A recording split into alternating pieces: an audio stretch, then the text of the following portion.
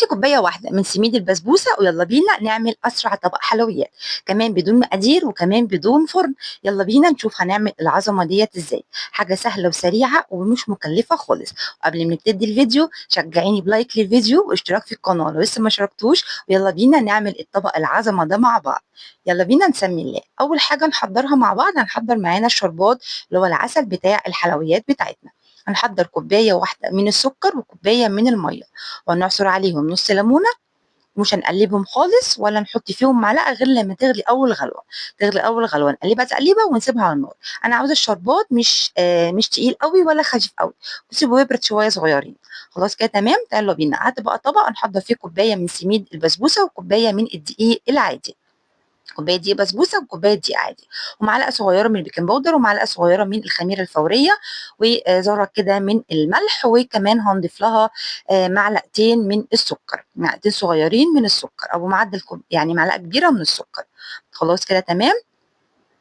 هي دي المكونات وبس. هبدا ان انا اقلب كده المكونات الجافه معايا. وطبعا الحلويات دي ما بتضافلهاش ولا لبن ولا زبادي ولا اي حاجه. هنضيف لها بس ربع كوبايه من الزيت، زيت عادي يكون بس ريحته حلوه.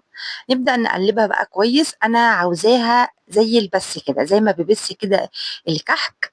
انا هبسها كده بالراحه. عاوزه المكون بتاعي يبقى عامل زي الرمله المبلوله كده بتاعه البحر، يبقى زي حبيبات الرملة كده المبلولة.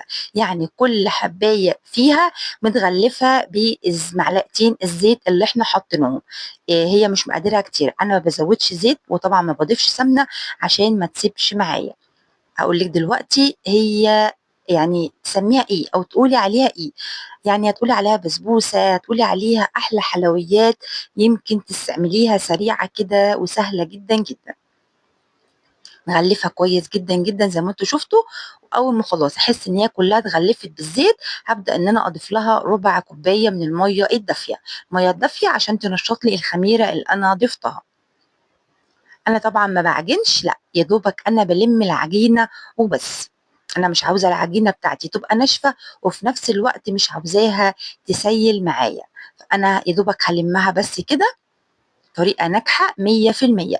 الناس بقى اللي بتشتكي وتقول البسبوسة بتطلع معايا ناشفة، بتطلع معايا مش مظبوطة، بتطلع معايا عاملة زي العيش، عاوزة أقول لك أسهل وأنجح طريقة بسبوسة ممكن تعمليها. وكمان هنعملها بدون فرن ولا بقى زبادي ولا لبن ولا أي حاجة خالص. ضفناها بأمانة زي ما انتوا شايفين كده قدامكم الفيديو، هو دي المكونات وبس.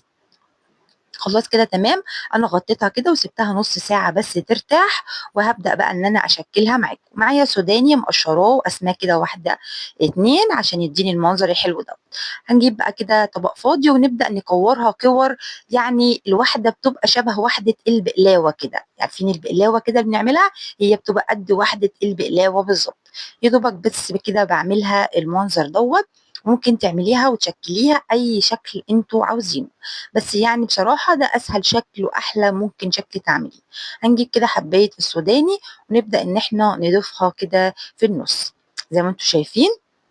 كورة كده كورة، كورة صغيرة كده قد كورة البقلاوة. وبعملها كده يعني بس بصباعي شكل كده. وببدأ إن ولا بقى بتاخد وقت ولا فيها بقى أي افتكاسات خالص. يعني حاجة سهلة وسريعة واقتصادية ومش مكلفة خالص.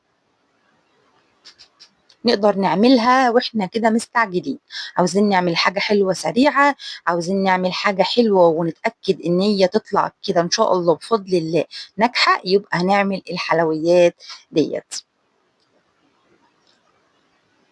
زي ما انتوا شايفين كده كمية بتعمل لي طبق حلو جدا جدا. عاوزة بقى تحطي اي مكسرات ممكن تحطيها بديل السوداني.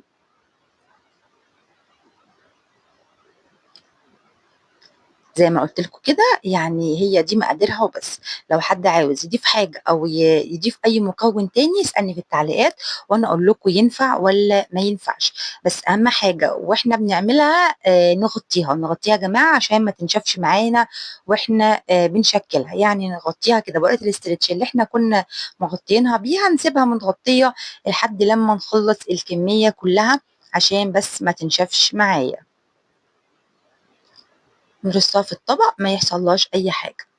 طبعا مجرد ما احنا بنخلص الكميه بتاعتنا ونسخن الزيت، فبنلاقي ان الحجم زاد، الحجم خمر كده شويه، زي ما انتم شايفين يعني حجمها زاد وخمر كده. سخن بقى الزيت على نار وسط ولا هاديه ولا عاليه. هتقولي لي يا اسماء، اقول لك ان انت لو عملتيها عاليه تلاقيها اتحرقت ومش هتستوي من جوه، ولو عملتيها واطيه اللي هتلاقيها ان هي ثابت معاكي في الزيت.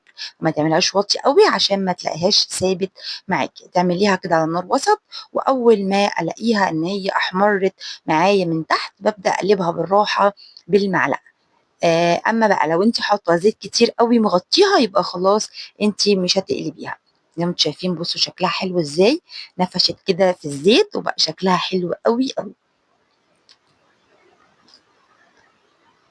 هو ده بقى شكلها بعد ما اتعمل. طبعا تقدري بقى انت تقللي في اللون شويه، يعني هي غمقت مني شويه، لكن تقدري تطلعيها اللون الفاتح.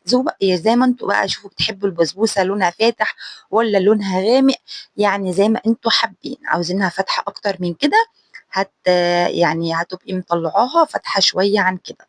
طبعا طالعه شكلها حلو. دايب بدوب. عارفين بقى البسبوسه اللي انتوا بتجيبوها كده بالسمنه البلدي اللي بتلاقوها دايبه، هي دي طالعه دايبه دوب، طالعه حلوه قوي شاربه العسل. يعني بصراحه سهله جدا جدا. لو عجبكم الفيديو بقى تنسنيش لايك للفيديو واشتراك في القناه لو لسه ما اشتركتوش، عشان تشوفوا معايا كل حاجه حلوه وكل حاجه جديده، واعملوها على الطريقه ديت ان شاء الله وهتعجبكم. واسيبكم في حفظ الله، والسلام عليكم ورحمه الله وبركاته.